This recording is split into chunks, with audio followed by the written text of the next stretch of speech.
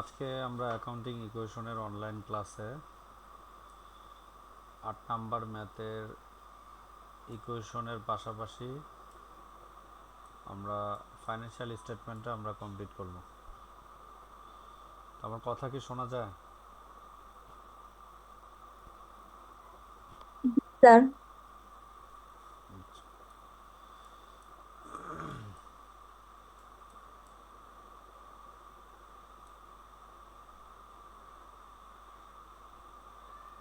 8 number ম্যাথটা ইম্পর্টেন্টও। তো আমরা ক্লাসে অফলাইন ব্যাচে 8 নাম্বার ম্যাথের পুরো জার্নালটা আমরা আলোচনা করছিলাম। তো সেই জার্নাল অনুযায়ী আমাদের এখানে হিসাব সমীকরণটার এখানে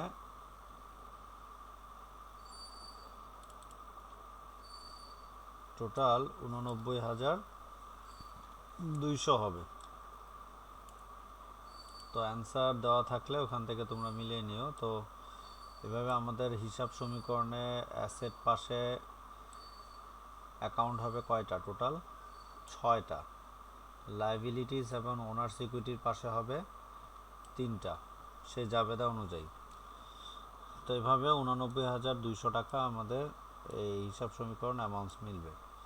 তো আমরা এর আগেও হিসাব সমীকরণ থেকে বা অ্যাকাউন্টিং ইকুয়েশন থেকে আমরা রিমার্কসের সাহায্য নিয়ে আমরা ফাইন্যান্সিয়াল স্টেটমেন্ট তৈরি করছিলাম।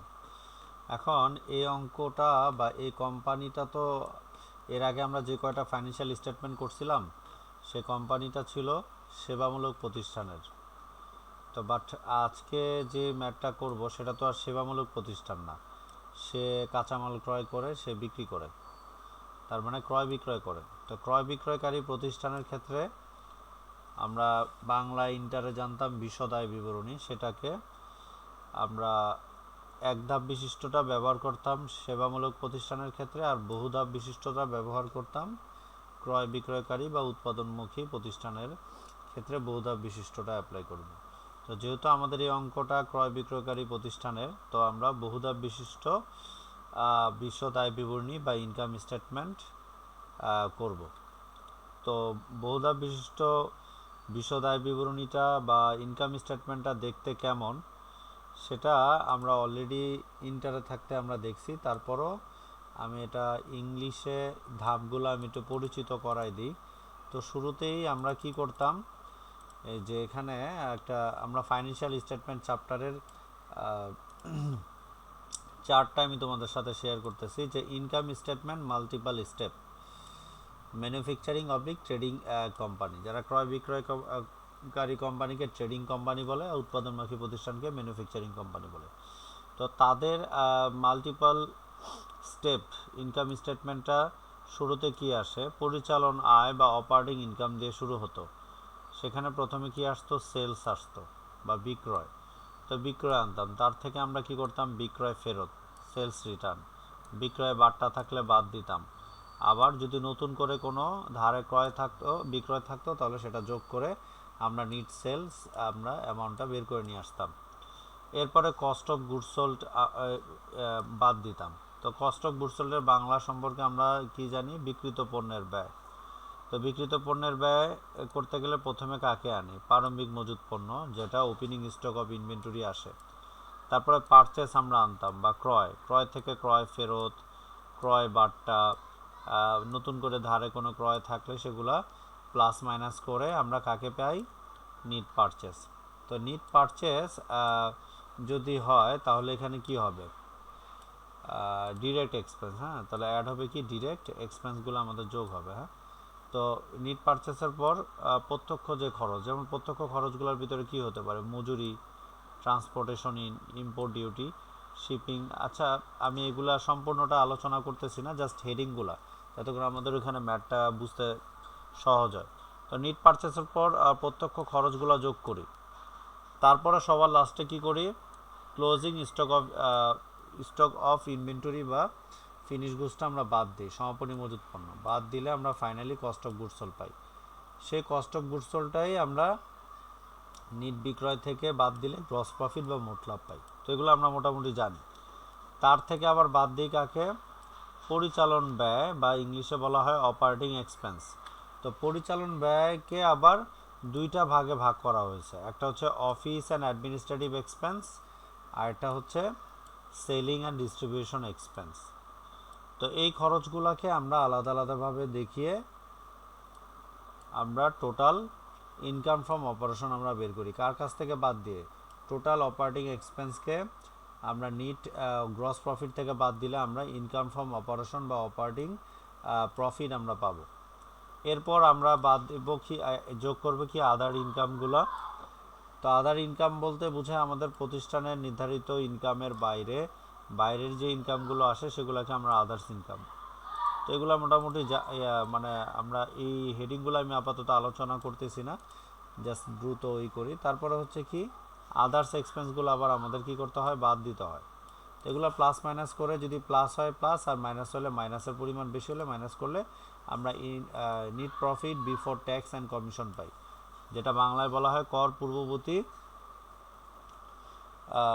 নিট মুনাফা, কমিশন ও কর পূর্ববর্তী কমিশন এবং নিট মুনাফা বলা হয়।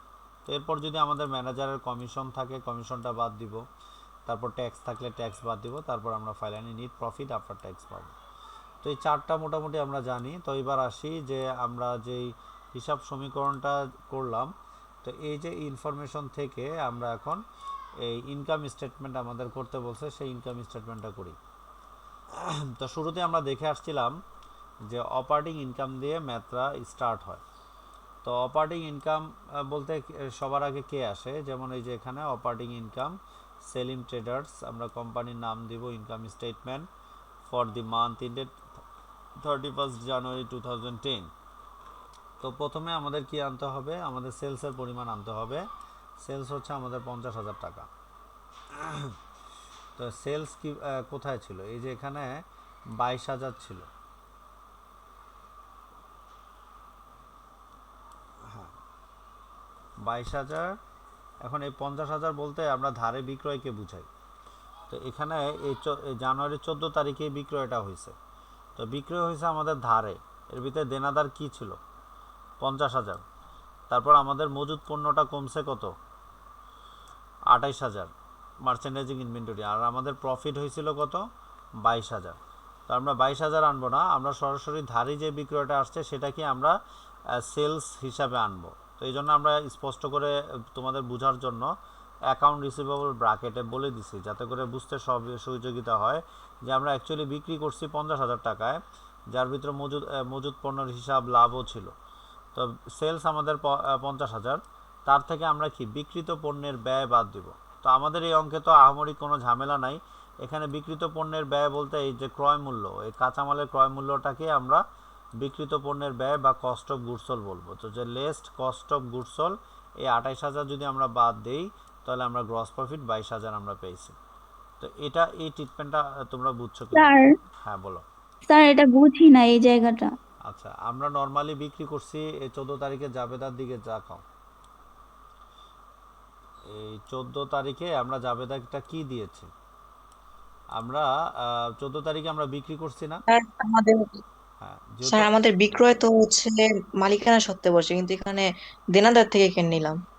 আচ্ছা, তো বিক্রয় যে মালিকানা সত্ত্বে আমাদের হয়, তো আমাদের তো এখানে এই মেথডটা, এই চ্যাপ্টার, এই অঙ্কটা আমাদের কোন পদ্ধতিতে করতেছিলাম জাবেদা মনে আছে? অবিরত মজুদ পদ্ধতি না? অবিরত, জি স্যার। হ্যাঁ। তো অবিরত মজুদ পদ্ধতিতে এখানে কি আমরা কোনো সেলস অ্যাকাউন্ট হিসাব মেনটেন করতে পারি?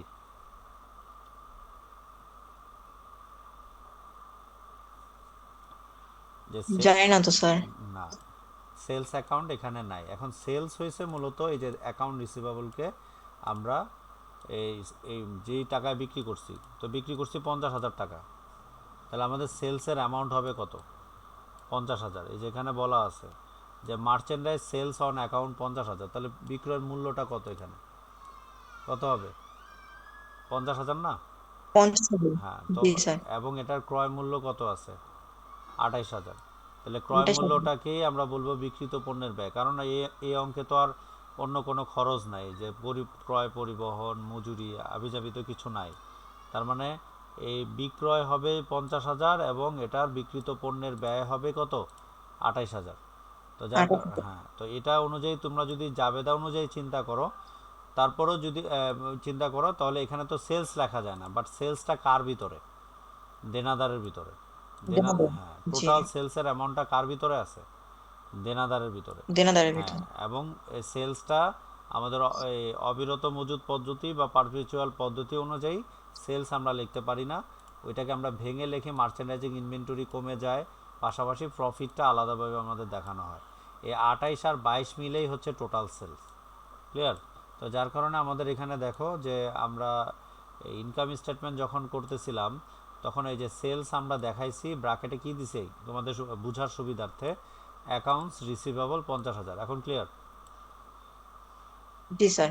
হ্যাঁ, এবং এই বিক্রয় যেটা করলাম সেটার প্রোডাক্টের ক্রয় মূল্য কত ছিল বা বিক্রিত পণ্যের ব্যয় 28,000 দেখে আসছি না? জি স্যার। হ্যাঁ, তার মানে এই 50 থেকে বিক্রিত পণ্যের ব্যয় 28,000 বাদ দিলে আমাদের গ্রস প্রফিট দাঁড়াবে কত? সেই 22,000। এখন ক্লিয়ার? হ্যাঁ। আচ্ছা, তাহলে এখন আমরা গ্রস প্রফিট মোট লাভ পর্যন্ত বের করে নিয়ে আসলাম। তো তার পরবর্তী কাজগুলো কি? তার পরবর্তী কাজ হচ্ছে আমাদের এরপরে বাদ দিব কাকে? গ্রস প্রফিটের পর আমরা দেখে আসছি বিক্রিত কি, পণ্যের। হ্যাঁ, বিক্রিত পণ্যের ব্যয় তো বাদ দিছি, বাদ দেওয়ার পর কি আসে? স্যার মোট লাভ। হ্যাঁ, স্যার এখানে গ্রস প্রফিট মানে কি? মোট লাভ বা মোট মুনাফা। ও আচ্ছা। ওই যে আমরা আর্থিক বিবরণী ইন্টারে করছি ওইটাই। তো মোট লাভের পরে আমরা বাদ দিতাম কাকে? পরিচালন ব্যয়কে। পরিচালন ব্যয়। হ্যাঁ, তো জি। পরিচালন ব্যয়ের ইংলিশ হচ্ছে অপারেটিং কস্ট। অপারেটিং। তো অপারেটিং কস্টের ভিতরে আপাতত আমরা এখানে কোনো ঝামেলা করি নাই, যেমন একটু আগে তোমাদেরকে দেখাইছিলাম কি, যে এই অপারেটিং কস্টটাকে আমরা ফাইন্যান্সিয়াল স্টেটমেন্টে দুই ভাগে দেখব। একটা হচ্ছে কি, এই যে দেখো অপারেটিং কস্ট এক্সপেন্স, দেখো একটা হচ্ছে অফিস অ্যান্ড অ্যাডমিনিস্ট্রেটিভ, মানে অফিস সংক্রান্ত খরচগুলা আর বিক্রয় সংক্রান্ত খরচগুলো আমরা আলাদা দেখাই। বাট আমরা এই হিসাব সমীকরণে এই ম্যাটটাতে তো আহামরি অত এন্ট্রি নাই, এই জন্য আমরা আলাদা দেখাবো না, একসাথেই পরিচালন ব্যয় বা অপারেটিং কস্টগুলো দেখাবো। তো দেখো এখানে যে ইকুয়েশনে যাই, তাহলে অপারেটিং কস্ট বা প্রশাসনিক যে খরচগুলা বা বিক্রয় খরচগুলা সেগুলো আমরা অপারেটিং কস্টে দেখাবো। তাহলে প্রথমে কি আসবে? একসাথে দেখালে তো performance হবে না। হবে? একসাথে আপাতত দেখাবা, কিন্তু মেন ফাইন্যান্সিয়াল স্টেটমেন্ট চ্যাপ্টার আমি যখন করাবো তখন তোমরা আলাদা দেখাবা, কারণ বিবিএতে সব কিছু মাল্টিপল স্টেপ ইনকাম স্টেটমেন্ট আলাদা দেখাইতে হয়।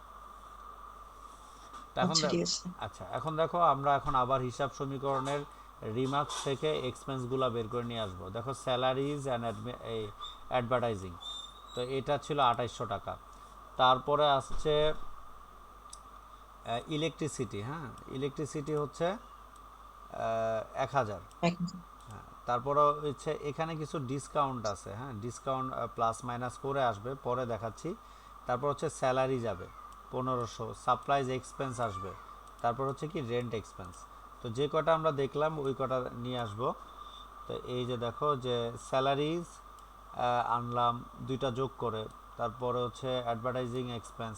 এখন দেখো ডিসকাউন্ট পেইড, এই যে ডিসকাউন্ট পেইডটা হচ্ছে কি পরিচালন ব্যয়, এই জন্য ডিসকাউন্ট পেইড 1500 আনছি। আবার আরেকটা কি দেখো, ডিসকাউন্ট যেটা আমরা 500 টাকা রিসিভ করছি সেটাকে আমরা কি বলি? অন্যান্য আয় বলতাম। আমরা ইন্টারে থাকতে ওটাকে অন্যান্য আয় বলতাম। অন্যান্য আয়কে ইংলিশে আদার্স রেভিনিউ অ্যান্ড গেইন বলা হয়। তার মানে ওইটা আমরা পরে অন্যান্য আয়টা আমরা পরে রাখি। তো ডিসকাউন্ট পেড আনলাম আর বাকি খরচগুলো নিয়ে আসলাম রিমার্কস থেকে। তো সবগুলো খরচ আনলে আসবে কত? 8,300। তাহলে এই 22,000 থেকে এই 8,300 যদি আমরা বাদ দিই, তাহলে আমরা কাকে পাবো? Income from operation. বাংলায় আমরা জানতাম কি ইন্টারে থাকতে? পরিচালন আয়। হ্যাঁ, পরিচালন আয়। ইনকাম ফ্রম অপারেশনের বাংলা হচ্ছে কি? পরিচালন আয়। তো এটার সাথে পরবর্তীতে আমরা যোগ করতাম কি? অন্যান্য আয় এবং অন্যান্য ব্যয়। তো আমাদের এখানে অন্যান্য আয় আছে, বাট অন্যান্য স্যার ব্যয়, হ্যাঁ বলো। স্যার এখানে পরিচালন আয় কেন হইলো? আমরা তো ব্যয় বাদ দিলাম না, হুম, তাহলে ব্যয় পরিচালনার হবে না? মুনাফা হবে। সরি সরি, পরিচালন মুনাফা, ইনকাম ফ্রম অপারেশন পরিচালন মুনাফা। হ্যাঁ, তো একই তাহলে আমাদের ইনকাম ফ্রম অপারেশন কত আসছে? 13,700। তার সাথে আবার কি অন্যান্য আয়গুলো আমরা যোগ করি না? এখন এই অঙ্কে অন্যান্য আয় বলতে একটাই আছে, সেটা হচ্ছে কি এই যে ডিসকাউন্ট। ডিসকাউন্ট কত টাকা আমরা মূলধনের সাথে যোগ করছি? 500 টাকা। তাহলে এই 500 টাকা আমরা কি করব, এই আদার রেভিনিউ এবং গেইন নামে একটা হেডিং দিব, তার নামে আমরা ডিসকাউন্ট রিসিভড অ্যাড করে দিয়ে আমরা নেট প্রফিট আমরা বের করব বা নেট মুনাফা। এখন বুঝছি কিনা? এখানে আর বেশি কোনো জি স্যার। হ্যাঁ, তো অন্যান্য আয় ব্যয়গুলো আমরা পরিচালন মুনাফার সাথে আমরা যোগ বিয়োগ করে নেট মুনাফা পাই। আর এখানে কোনো কর নাই, কিছু নাই, কমিশন নাই, তো ঝামেলা নাই। তো আমরা এই যে স্যার এইসব হ্যাঁ বলো। স্যার এই ম্যাথে তো এত কিছু থাকবে না, তো আমাদের তো এত কিছু লিখতে হবে না, মানে না, কিছু এরকম ভাবে তো ছোট থাকবে না। হ্যাঁ যদি আসে এরকম যদি ইকুয়েশনের পাশাপাশি ছোট্ট একটা ইনকাম স্টেটমেন্ট এরকম করতে বলে, তখন অবিরত মজুদ পদ্ধতির ইনকাম স্টেটমেন্ট তো ওই নর্মাল সেবামূলক প্রতিষ্ঠানের মতো দেখালে হবে না। তখন এই যে বিশেষ করে এই যে মানে সেলসের, এইসব ইকুয়েশনে তো কর থাকবে না। না এগুলোতে থাকে না, এগুলোতে ঝামেলা নাই। এগুলো ছোট ছোট ইনকাম স্টেটমেন্ট এরকম দিবে, তোমরা মিলে আসবা এই। ঠিক আছে। আচ্ছা, এখন দেখো আমরা ইনকাম স্টেটমেন্ট বুঝলাম, তারপর আমাদের পাশাপাশি কি বলছে যে এখানে income statement, owner security statement for the month of January 2010 and a balance sheet. তো আমরা ওনার সিকিউরিটি স্টেটমেন্ট নিয়ে আমরা কাজ করি, তাও আমরা নিয়ে কাজ করব কার সাথে? হিসাব সমীকরণ নিয়ে। তো ওনার সিকিউরিটি স্টেটমেন্ট করতে গেলে প্রথমে আমরা কি আনবো? ক্যাপিটালের প্রারম্ভিক উর্ধিত বা প্রারম্ভিক বছরের শুরুতে যেটা ছিল 55,000, তো সেটা নিয়ে আসবো। তো এই যে বছরের শুরুতে 55,000 এই যে নিয়ে আসলাম। তো এর সাথে আমরা যোগ করতাম কি? অতিরিক্ত মূলধন আর নিট মুনাফা। তো অতিরিক্ত মূলধন তো নাই, এই যে নিট মুনাফা 14,200 বের করছি, সেই 14,200 আমরা যোগ করে দেব। তো পাওয়ার পর এই অঙ্কে কোনো উত্তোলন কিছু নাই যে আমরা বাদ দিব, কোনো আয়কর নাই, এই যে এখানে রিমার্কস থেকে কোনো উইথড্র এগুলো কিছুই নাই। তো যেহেতু নাই, তার মানে আমাদের ওনার সিকিউরিটি স্টেটমেন্টটা এই নিট মুনাফা যোগ করলে ওনার সিকিউরিটি ব্যালেন্স বা সমাপনী মালিকানা সত্ত্ব আসে আমাদের কত? 69,200। তো এই যে ওনার সিকিউরিটি স্টেটমেন্ট, ছোট ছোট আইটেম। তারপর আমরা কি করব? Balance sheet. তো ব্যালেন্স শিট তো আমরা এর আগেও, স্যার, হ্যাঁ বলো। নেট ক্ষতি হলে তো আমরা বাদ দেই, তো নেট ক্ষতি জিনিসটা কি হবে? নেট করতে হলে ক্যাপিটাল থেকে বাদ দিবা, লেস করবা। মানে সেটা ইংলিশটা কি হবে ওটার? হ্যাঁ, ওটা হচ্ছে নিট লস। ও আচ্ছা, ঠিক আছে। হ্যাঁ, নিট লস আসলে নিট, আর নিট ইনকাম আসলে নিট ইনকাম যোগ করবা, নিট প্রফিট, নিট ইনকাম। তো এরপর আমরা ব্যালেন্স শিট করব। তো ব্যালেন্স শিটও করব কার কার সাপোর্ট নিয়ে? এই সমীকরণ নিয়ে। এই যে সমীকরণে আমাদের অ্যাসেট পাশে কারেন্ট অ্যাসেটগুলো কি কি, যেমন ক্যাশ, সাপ্লাইজেস, তারপর মার্চেন্ডাইজ ইনভেন্টরি, অ্যাকাউন্ট রিসিভেবল, প্রিপেডেন্ট, 5টা আইটেম হচ্ছে আমাদের কারেন্ট অ্যাসেট। আর একটা আইটেম হচ্ছে কি ইকুইপমেন্ট, ফিক্সড অ্যাসেট। তো আমরা এগুলো নিয়ে এসে আমরা ব্যালেন্স শিট দাঁড় করায় দিব।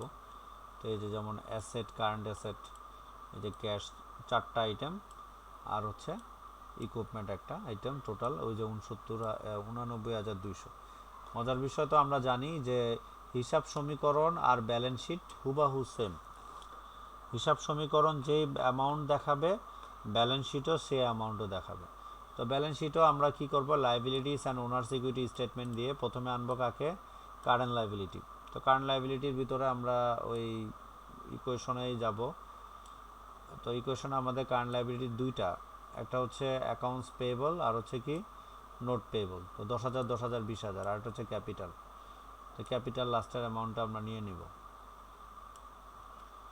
10,000 10,000 20,000 কারেন্ট লাইবিলিটি, আর ওনার সিকিউরিটি লেখা, ওনার সিকিউরিটি ব্যালেন্স 69,200 আমাদের হয়ে গেল। তো total liabilities and owner security 89,200 আমরা পেয়ে গেলাম।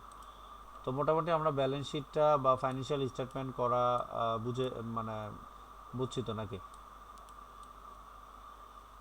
স্যার আচ্ছা, তাহলে আমরা এদিকে অলরেডি 8 নাম্বার ম্যাথ আমি A to Z করে দিলাম। 9 নাম্বার ম্যাথ এগুলো তো মনে হয় ক্লাসে আলোচনা হয়েছে। ক্লাসে আমি এই পর্যন্ত কত পর্যন্ত আলোচনা করছিলাম জার্নাল?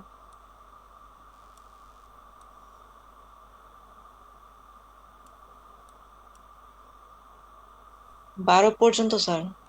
আচ্ছা আচ্ছা, এখানে একটা রেড কালারের ট্রিটমেন্ট আছে, এটা একটু আমরা দেখি। হ্যাঁ, 9 নাম্বার এটা জাবেদা আলোচনা হয়েছিল।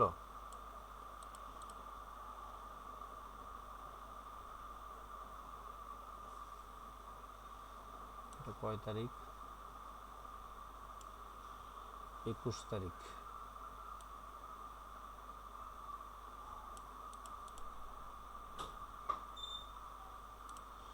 এই যে দেখো, এই ধরনের এন্ট্রিগুলো ইকুয়েশনে তোমরা যারা যারা বাসায় করছো তো করছো, যে office salaries expense were paid by the owner from his personal fund হচ্ছে 10,000। জাবেদাটা মেবি ক্লাসে আলোচনা হয়েছে যে জাবেদা কি হবে, স্যালারি এক্সপেন্স ডেবিট আর হচ্ছে কি ক্যাপিটাল ক্রেডিট। তো এতে এটার হিসাব সমীকরণের ট্রিটমেন্ট কি হবে? ব্যয় বাড়ছে আর অপর দিক দিয়ে কি হয়েছে, মূলধন বাড়ছে না? ব্যয় বাড়ছে আবার মূলধন বাড়ছে, তাহলে ব্যয় বাড়লে মূলধন থেকে বিয়োগ, আবার মূলধন বাড়লে মূলধনের সাথে কি করব, যোগ করব। যোগ করব। হ্যাঁ, এই কারণে এই ট্রিটমেন্টটা ব্যয় বাড়ার কারণে স্যালারি এক্সপেন্স বাবদ আমরা কি করছি, মূলধন থেকে মাইনাস, আবার ক্যাপিটাল ক্রেডিট করা হওয়ার কারণে ক্যাপিটালের সাথে আবার কি করলাম, যোগ করলাম। প্লাস। ঠিক আছে, তো এইগুলাও খেয়াল রাখবো যে অনেক সময় আমাদের জাবেদা আমরা যত ভালো বুঝবো তত আমাদের জন্য অ্যাকাউন্টিং ইজি হয়ে যাবে। 11 নাম্বার এগুলো তো মানে 12 পর্যন্ত আলোচনা হয়েছে, আমরা পারবো। 12 নাম্বারও আমাদের এই যে মার্চেন্ডাইজিং রিলেটেড ম্যাথ আমরা আলোচনা হয়েছে ক্লাসে। তো এগুলো অ্যান্সার যতটুকু দেওয়া আছে বাদ বাকি আমি আরও বাড়ায় দিয়ে দিব আজকে, তোমরা বাসায় প্র্যাকটিস করতে থাকবা। 13 নাম্বার তো মনে আলোচনা হয়েছে তাই না? হ্যাঁ স্যার, 13 হয়েছে। 13 হয়েছে, 15-16 পর্যন্ত মনে হয় হয়েছে জানা মতে। স্যার 15 পর্যন্ত এসডব্লিউ ছিল।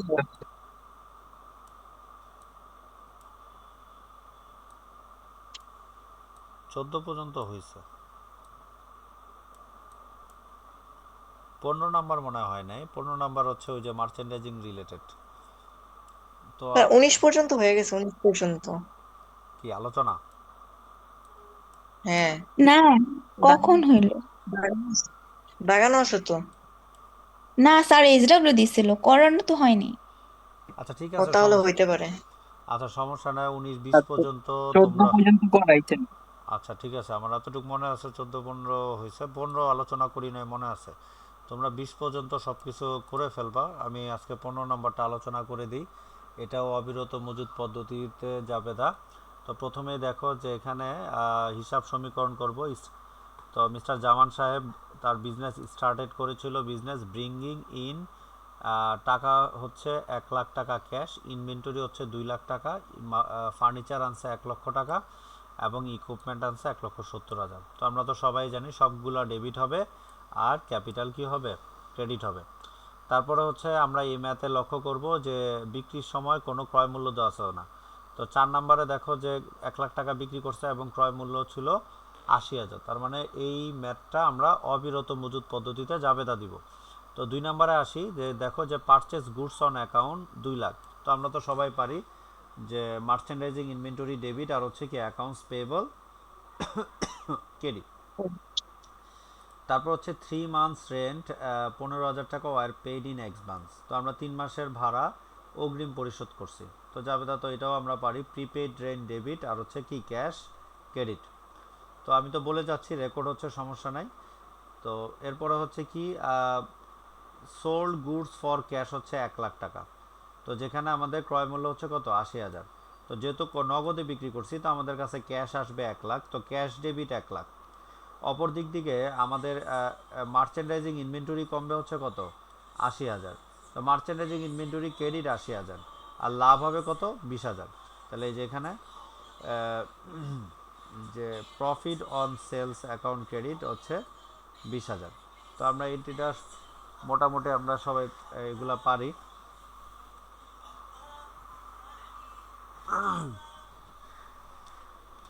তারপরে আসি এন্ট্রিতে যাই। পেইড 1,80,000 টাকা in full settlement in transaction number 2। তো ট্রানজ্যাকশন নাম্বার 2তে আমরা 2 লক্ষ টাকা ধারে পণ্য ক্রয় করছিলাম, তাহলে পাওনাদারকে 2 লাখ টাকার এগেনস্টে 1,80,000 টাকা পূর্ণ নিষ্পত্তিতে পরিশোধ। তার মানে আমরা এখানে 20,000 টাকা আমরা কি ডিসকাউন্ট পেয়েছি। তার মানে আমাদের পাওনাদার কমবে 2 লক্ষ টাকার, ক্যাশ পেড করবো হচ্ছে 1,80,000 আর ডিসকাউন্ট রিসিভড হচ্ছে 20,000। এই যে অ্যাকাউন্টস পেয়েবল দায় কমে গেল 2 লাখ, আর ডিসকাউন্ট রিসিভড আমরা করলাম হচ্ছে কত 20,000, আয় বাড়ছে, আর ক্যাশ পেড বা ক্যাশ ক্রেডিট হচ্ছে 1,80,000। তো তারপরে যাই, আবারও আমরা বিক্রি করেছি যে sale of goods on credit হচ্ছে 2 লাখ, ক্রয় মূল্য হচ্ছে কত 1.5 লাখ। তাহলে আমরা তো এটাও আমরা পারবো যে ধারে বিক্রি করছি, তাহলে কি হবে দেনাদার ডেবিট 2 লক্ষ টাকা, account receivable debit 2 lakh, merchandising inventory credit হচ্ছে 1.5 লাখ, আর হচ্ছে কি প্রফিট অন সেল হচ্ছে কত 50,000। তো এটা দেখতে গেলাম না, আমরা পারবো। এরপর হচ্ছে received cash from credit sales for transaction number 6 less হচ্ছে 10% ডিসকাউন্ট। তো আমরা ধারে 6 নম্বরে, তো ধারে যে বিক্রিটা করছিলাম সেখানে দেনাদার ছিল 2 লক্ষ টাকার, সেক্ষেত্রে আমরা 10% ডিসকাউন্ট 10% ডিসকাউন্ট কেটে বাকি টাকাটা আমরা ক্যাশ রিসিভ করছি। তো 10% কেটে বাকি টাকাটা আমরা রিসিভ করছি। তাহলে এখানে কি যাবে দেওয়া হবে, তাহলে আমরা এই যে এখানে ক্যাশ ডেবিট 1,80,000, তো 2 লাখের 10% করলে আসবে 20,000। তো ডিসকাউন্ট পেইড ডেবিট আর ক্যাশ ডেবিট হচ্ছে 1,80,000, নগদ বাড়বে আমাদের কাছে। তারপর আসি 1 months rent is to be treated as a expense. তো আমরা শুরুতে আমরা অগ্রিম ভাড়া দিয়েছিলাম, তো অগ্রিম ভাড়া এখানে হচ্ছে কত 3 মাসে দিয়েছিলাম, তাহলে 1 মাসের জন্য খরচ হবে। তো আমরা এখন খরচের জাবেদা দিব। তো খরচ বাড়লে খরচ বাড়াবো আর সম্পদ কমাবো। তো rent expense debit prepaid rent credit, rent account না, rent expense debit prepaid rent credit. তো আমরা জাবেদা পারলে হিসাব সমীকরণও পারবো। তো আমাদের এই ম্যাথগুলোতে এই যে স্মার্ট প্রেজেন্টেশনের জন্য তোমরা চাইলে এগুলো দেখাই দিতে পারো, না দেখালেও সমস্যা নাই। যে অ্যাসেট পাশে আমাদের ঘর হবে কয়টা, এই এরকম 6টা, এখানে হবে 2টা, এগুলো আমরা আইডেন্টিফাই করে দেখাই দিতে পারি। তো এই যে ঘরগুলা এখানেও দেখো প্রায় অনেকগুলা ঘর এখানে আসছে, তো এইভাবে আমরা মিলাই নিব। তো আমরা 15 নাম্বারও পারলাম। 16 নাম্বার কি আলোচনা হয়েছে না মনে হয়? আচ্ছা যাই হোক, সমস্যা নাই। দেখো 16 নাম্বার ম্যাথেও অনেক কিছু চাইছে, যে এখানে আমাদের হিসাব সমীকরণ করতে হবে এই ফরম্যাটে। আমরা সরাসরি প্রশ্নটা পড়ি। যে ইনস্ট্রাকশন আমাদের কাছে চাইছে, show the effects of the above transactions on the accounting equation using the following format. তো এখানে দেখো অ্যাসেট এবং এই ফরম্যাট, এতদিন আমরা জাবেদা করে আমরা কি হেডিংগুলা বের করতাম, আর এই অঙ্কে হেডিংয়ের কথা বলেই দিছে, মানে আমাদের চিন্তা নাই, মানে cash, account receivable, supplies as equipment, এই নিয়ে আমরা কাজ করব। অপরদিকে লাইবিলিটিস অ্যান্ড ওনার সিকিউরিটির হেডিংটা কেমন হবে, যে ব্যাংক লোন থাকবে, অ্যাকাউন্টস পেয়েবল থাকবে এবং ক্যাপিটাল থাকবে। তো দেখো এই যে এইখানে যা দেখছি আমরা হিসাব সমীকরণও তাই ওরা দিয়ে কাজ করছে। এই যে অ্যাকাউন্টস পেয়েবল, ক্যাপিটাল এত, তারপর ক্যাশ, ইকুইপমেন্ট, অ্যাকাউন্ট রিসিভেবল, সাপ্লাইজেস। তো এই হেডিং অ্যাপ্লাই করে আমরা হিসাব সমীকরণ করে নেব। তো এখানে দেখো আহামরি কোনো কঠিন জাবেদা নাই এখানে। যে দেখো মোস্তারি ইনভেস্টেড 40,000 টাকা ক্যাশ ইন বিজনেস, আমরা সবাই জাবেদাটা পারি। Cash debit, capital credit. Paid 2,500 টাকা for office rent for the month, এটাও আমরা সবাই পারি। Office rent debit, cash credit. Purchased 1500 টাকা সাপ্লাইজ অন অ্যাকাউন্ট, ধারে আমরা মণিহারি ক্রয় করছি, supplies debit, accounts payable credit. Paid 500 to advertisement in Daily Star, তো ডেইলি স্টারকে বিজ্ঞাপন বাবদ 500 টাকা পরিশোধ, তো advertising expense debit, cash credit, তো ইজি জার্নাল এগুলা। তারপর received 10,000 cash for service provided, তো নগদে সেবা প্রদান, তো cash debit service revenue credit. তো এখানে আমারই কঠিন কোনো জাবেদা নাই। তো আমি অবশিষ্টগুলো আর আলোচনা করতেছি না। এবার 16 নাম্বার ডান, 16 নাম্বার অ্যান্সার থাকবে, তোমরা মিলাই নিও। 16, স্যার 16 কি সব করতে হবে যা যা চাইছে এখানে? হ্যাঁ হ্যাঁ, এই যে ইনকাম স্টেটমেন্ট আছে, ইনকাম স্টেটমেন্ট করবা। দেখো এটার ইনকাম স্টেটমেন্ট অনেক ছোট, আর এটা একটা সেবামূলক প্রতিষ্ঠান। তো সেবামূলক প্রতিষ্ঠানের ইনকাম স্টেটমেন্টে ঝামেলা নাই, সকল আয় থেকে সকল ব্যয়গুলা বাদ। তারপর সরাসরি ব্যালেন্স শিট করতে পারবা। তো ব্যালেন্স শিটটাও আমাদের অনেক ছোট, তো এটা থেকে আমরা অলরেডি তো সিস্টেম বুঝে গেছি। আমরা সরাসরি সমীকরণ থেকে অ্যাসেটগুলো নিয়ে আসবো, লাইবিলিটিগুলো নিয়ে আসবো, আর ওনার সিকিউরিটি নিয়ে আমরা কাজ করে নেব। আচ্ছা আচ্ছা, এরপরে দেখো 17 নাম্বার ম্যাথে কি ধরনের ইনফরমেশন বলছে, যে Hawk owns the Hawk repair centre, তারা রিপেয়ার কাজ করে। 31শে December 2009 the centre had the following ledger balance. Cash আগে ছিল 5,000, সাপ্লাইস ছিল 1500, অ্যাকাউন্টস রিসিভেবল ছিল 3,000, টুলস ছিল 2,000, মোটর ভেহিকল ছিল 8,000, ক্যাপিটাল ছিল 15,500, অ্যাকাউন্টস পেয়েবল ছিল 4,000 ডিউরিং দ্য মান্থ অফ জানুয়ারি। এখন একটু ঘটনা আছে, এই যে লেজারগুলো দেওয়া আছে, হ্যাঁ, তো এই লেজারগুলো আমরা অ্যাসেট আর লাইবিলিটি যোগ বিয়োগ করে দেখব যে মিলে কিনা। এই যে যেমন ক্যাশ 5,000, সাপ্লাইজ হচ্ছে 1500, কত হয় 6.5, তারপর হচ্ছে 3,000, 9,500, আর 2,000, 11,500, আর 8,000, 19,500। তা 19,500 অ্যাসেট পাশে, আর ক্যাপিটাল আবার 15,500 আর 4,000, 19,500। তার মানে ঠিক আছে।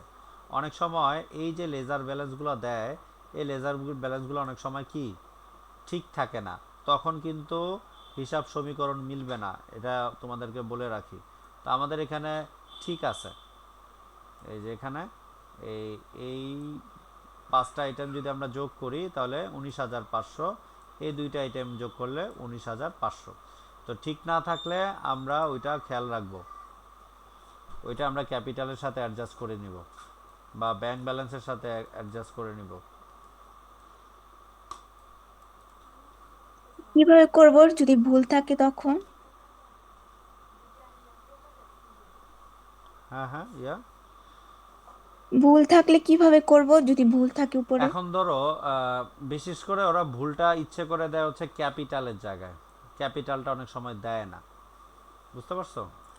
সব হিসাব দেওয়া থাকবে কিন্তু হ্যাঁ। ক্যাপিটালটা দিবে না। তো ক্যাপিটালটা যদি না দেয় তাহলে কি করব, এই যে অ্যাসেট থেকে এই লাইবিলিটিটা বাদ দিলে বাকিটা কে হবে, এই 15,500 ক্যাপিটাল। ক্যাপিটাল। আবার অনেক সময় দেখবা যে ক্যাপিটালও আছে, লাইবিলিটি পাশ বড়, তাহলে ডেবিট পাশে কে থাকবে, ডেবিট পাশে সব হিসাব আছে কিন্তু দেখবা ক্যাশ আছে বা ক্যাশ নাই, বা ব্যাংক নাই, যেটা আমাদের ধরো ব্যালেন্স আছে অ্যাসেট পাশে কম, বুঝে নিতে হবে ওইখানে ব্যাংক অথবা ক্যাশ আছে। ক্লিয়ার? বুঝলাম না। মানে ডেবিট পাশে যদি কম থাকে, ধরো ক্রেডিট পাশে মূলধনও আছে, অ্যাকাউন্টস পেয়েবলও আছে, কিন্তু ডেবিট পাশে কি নাই, ক্যাশ নাই, তাহলে ওইটা কি থাকবে, বাকি ব্যালেন্সটা ক্যাশের আইটেম হবে। এখন কথা বুঝছো না? হ্যাঁ। মানে বিশেষ করে আর কি এই খতিয়ানগুলা ক্যাশ এবং ক্যাপিটাল, এই দুইটার মানে না দিয়ে এই লেজারগুলো দেয়, তখন আমাদের মিলাই নিতে হবে প্রথমে প্রারম্ভিক ক্যাশ ব্যালেন্সটা বা ক্যাপিটালের অ্যামাউন্টটা দেখায় বের করে তারপরে আমাদের হিসাব সমীকরণ শুরু করতে হবে, নাহলে কিন্তু হিসাব সমীকরণ মিলবে না। এই হচ্ছে কথা। তো এখানে যারা জার্নালগুলা করছো, তা আমি অ্যান্সার দিয়ে দিব, হ্যাঁ, তো টাইমও খুব একটা বেশি নাই, তো এই জন্য 17 নাম্বারটার আলোচনা যতটুকু করছি এটা একটু খেয়াল রাখবা, এই ধরনের ট্রিটমেন্টগুলা। তো তোমরা যারা 20 পর্যন্ত করছো, আমি 20 পর্যন্ত অ্যান্সার গ্রুপে দিয়ে দিতেছি, তোমরা সকল সমীকরণগুলো করে নিও, সমীকরণ ফাইন্যান্সিয়াল স্টেটমেন্ট সব। তো যেটাতে বুঝতে অসুবিধা হয় সেটা আমরা পরবর্তী ঈদের পরে ক্লাসে আমরা ডিসকাশন করব। তো আমাদের চ্যাপ্টার প্রায় শেষের দিকে চলে আসছে, তোমরা 20 পর্যন্ত কইরো। এই যে দেখো অ্যাকাউন্টস পেয়েবল,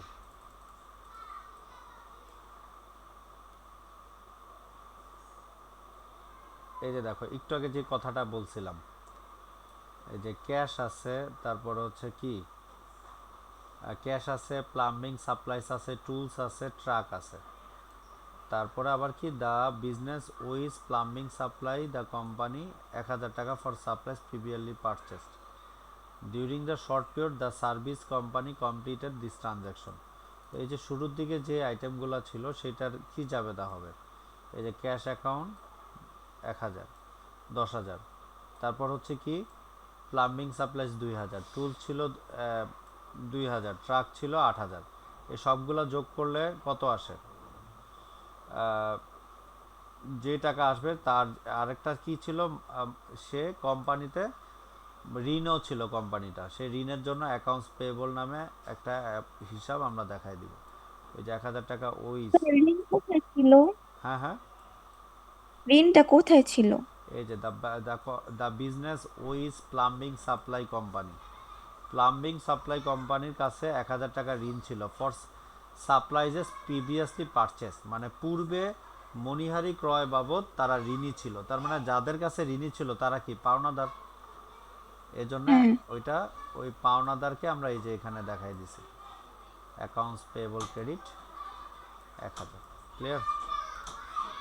তো পারবার, সমস্যা নেই, বিস্তারিত ক্লাসে আলোচনা হবে। তো আজকে এ পর্যন্তই, তোমরা 20 পর্যন্ত সকল ম্যাথ আমি নোটে দিয়ে দিতেছি, তোমরা করে নিও। তো ঠিক স্যার আছে, বিজনেস ম্যাথটা দিতে হবে অ্যান্সার। আচ্ছা ঠিক আছে, ওটা মেসেঞ্জারে বইলো কোনটা লাগবে আমি আর দিয়ে দিব। হলো না মনকে একটা জাবেদা। আচ্ছা টাইম তো আউট হয়ে গেছে, তোমরা পরবর্তীতে ই করে আমি অ্যান্সার দিয়ে দিতেছি। আর ওই 23 নম্বর তারিখের ওইটা কি 15 হবে মে না 3 হবে? এটা কি ভুল